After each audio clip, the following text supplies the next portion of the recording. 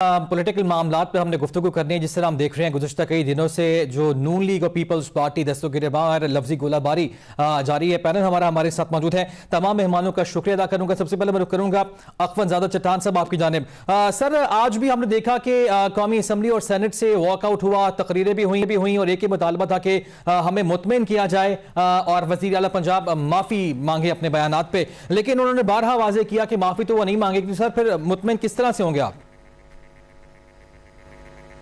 बिस्मिल्लाहिर्रहमानिर्रहीम। देखिए जी, आपको पता है कि हम मुफाहमत वाले लोग हैं और हमने कभी भी किसी के साथ कभी कोई ज्यादती नहीं की है, किसी के खिलाफ बयान नहीं दिया है। अगर किसी ने कोई अच्छा किया है तो हमने शाबाश भी दी है, हमने उसको सराहा भी है। लेकिन ये हमारा फर्ज है, हम भी सियासत कर रहे हैं कि जो गलत हो रहा है तो इसको हम गलत कहे। तो मुतमईन तो हम इस तरह हो रही हैं कि हमारा जो इत्तेहाद हो रहा था मुस्लिम लीग नून के साथ, तो हमारा इसके साथ एक लिखा हुआ मुआहिदा हुआ था कि ये इस पे अमल दरामद करे। हम मुतमईन तो हम इस तरह हो सकते हैं कि ये हमारी मुतालबात को मान ले। हमारा जो सबसे बड़ा मुतालबा है वो ये है कि आप जो भी फैसले करें मुशावरत के साथ करें, अपने पार्टी को इत्तेमाद में ले ले, अपने कोलिशन को इत्तेमाद में ले ले, अपोजिशन को भी इत्तेमाद में ले ले, क्योंकि ये फैसले पूरे मुल्क के लिए है। ये कोई एक हुकूमत के लिए नहीं है, न एक टाइम के लिए ये फैसले हैं। इसके असरात 100 सालों तक इस नेशन पे रहेंगे। तो फिर ये हक है कि आप अहम फैसलों के असेंबली में लाए, वहां पे इनके बहस करवा दे। लेकिन देखने में ये आ रहा है कि कैबिनेट से भी मुशावरत नहीं किया जा सकता है, बहुत बड़े बड़े फैसले। अच्छा सर, क्लियर कीजिएगा कि जिन फैसलों की आप बात कर रहे हैं यकीनी तो पर अहम फैसले होंगे, ये फैसले किन की आप बात कर रहे हैं? ये बहुत सारे ऐसे फैसले हैं जो हो रहे हैं, लेकिन इसमें एतमाद में नहीं लिया। हमारा दूसरा मुतालबा ये है कि ठीक है, हम हुकूमत की जो अच्छी कारकर्दगी हम मानते हैं, हम मानते हैं कि मईशत के हालात वो नहीं है जो किसी टाइम पे हम टॉक शो कर रहे थे कि खुदा न ख्वास्ता पाकिस्तान कल बैंक करप्ट होने वाला है, आज होने वाला है। खारजा पॉलिसी में बेहतरी आई है, लेकिन 3 चीजों पे हुकूमत को तवज्जो देना चाहिए। नंबर 1 ये कि दहशतगर्दी के इसको दहशतगर्दी की तरफ बिल्कुल हुकूमत का कोई रुझान नहीं है। दूसरा ये कि इस हुकूमत में विफाक बहुत कमजोर हो चुका है। अब बलूचिस्तान का अच्छा सर, ये मामला तो और तरफ चले जाएंगे, लेकिन अभी जो मौजूदा सूरत हाल है उसमें BISP का मामला था, उस पर हमने देखा कि वहां से सारा मामला शुरू हुआ। सैलाब मुतासरीन को जो इमदाद देनी थी, फिर जिन फैसलों की आप बात भी कर रहे हैं वो फैसलों से मुतालिक जरा आगाह भी कीजिए। किन फैसलों से मुतालिक आप कह रहे हैं कि आपको एतमाद में नहीं लिया गया? बिल्कुल जी, बहुत अहम फैसले हो रहे हैं। हमें तो क्या कैबिनेट को इत्तेमाद में नहीं लिया गया। सर फैसले तो बता दें, हम कहते हैं कि जो कौम की तकदीर के फैसले हैं उसको असेंबली में लाए, उसको असेंबली में डिस्कस करे, उसको तमाम लोगों को इत्तेमाद में ले ले, फिर इसके बाद आप फैसले करें। ये 2 बंदे बैठ के जो फैसले करते हैं, देखिए जब भी शख्सियात ने फैसले किए हैं इसका खमीजा अभी तक हम भुगत रहे हैं। चाहे वो ज़ियाउल हक ने फैसले किए थे, चाहे वो मुशर्रफ ने फैसले किए थे। आज जो बलूचिस्तान चल रहा है, पुख्तनख्वा चल रहा है, ये शख्सियात के फैसलों की वजह से। बिल्कुल ठीक है सर, आपका पॉइंट आ गया। आपके फैसलों को आप असेंबली में लाए, सबको इत्तेमाद में ले। बिल्कुल ठीक है। नहीं, आपका जो पॉइंट ये है कि जी चला जाए मुशावरत के साथ, मुशावरत आपसे नहीं हो पा रही है। राजा साहब आपकी जानिब में आऊंगा। एक तो जिन फैसलों की बात कर रहे हैं सर, ऐसे कौन से फैसले हैं जिन पे आप एतमाद में नहीं ले रहे अपने खास इत्तेहादी को? देखिए, मुझे तो किसी ऐसे फैसले का इल्म नहीं है जिसमें यह लिखा गया हो उस वक़्त के जी अगर पंजाब का जो अंदरूनी को मामला होगा और इंतज़ामी मामला, पंजाब का इंतज़ामी मामला, अंदरूनी इंतज़ामी मामला, उसमें जो है वो सिंध के किसी शहर का मेयर जो है वो उठ के तो प्रेस कॉन्फ्रेंस शुरू कर देगा।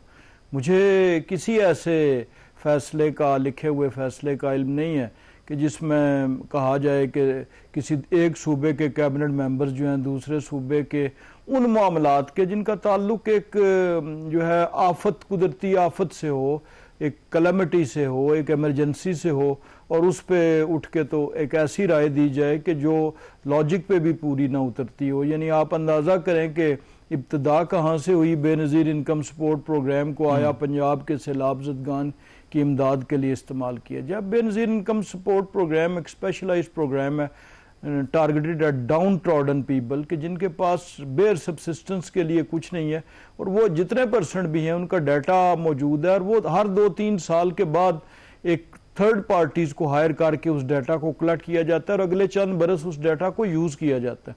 और उसकी बुनियाद ये होती है कि किसका घर 3 मरले से कम है, किसके पास मोटरसाइकिल भी नहीं है, किसी के पास कार हो तो वो उसके काबिल नहीं समझा जा सकता, कोई मुल्क से बाहर हो तो उसे नहीं समझा जाता, तो किसी के पास पेंशन हो तो तब भी बेनज़ीर इनकम सपोर्ट प्रोग्राम की मदद हासिल करने का वैल नहीं है अगर पेंशनर है फैमिली में। फिर this program is targeted at women. तो अब उसको कहा जाए कि जी सैलाब के इलाके जो डूबे हैं उसको वो डाटा यूज़ किया जाए, तो ये तो इस पे तो यानी आदमी क्या हमदर्दी कर सकता है उस मशवरे पे, क्योंकि वो तो एक्चुअल जो जिसका नुकसान हुआ, जिसकी जितनी ज़मीन ज़ेरे आब आई, फसल आई, अगर फसल काश्त थी तो उसका तखमीना लगाया गया और लगाया जा रहा है। और 17 अक्टूबर से आज फैसला हुआ है कि उनको चेक्स की तकसीम की जाएगी। इसी तरह एक मकान अगर किसी का गिर गया है पूरी तरह तो वो बेनज़ीर इनकम सपोर्ट प्रोग्राम के डाटा में कहाँ लिखा हुआ है, और बेनज़ीर इनकम सपोर्ट प्रोग्राम का डाटा तो कराची में सबसे ज्यादा larger number of people are in Karachi. यानी कमरुल इस्लाम साहब, वैसे तो मरियम नवाज साहिबा भी क्लियरली फरमा चुकी हैं कि इस पे नो कॉम्प्रोमाइज होगा, और जिस तरह यकीनी तौर पर जिस तरह आपने भी कहा कि पंजाब के इंतजामी मामलात हैं, तो इस पे यानी पीपल्स पार्टी को हम फिर कोरा जवाब भी समझें?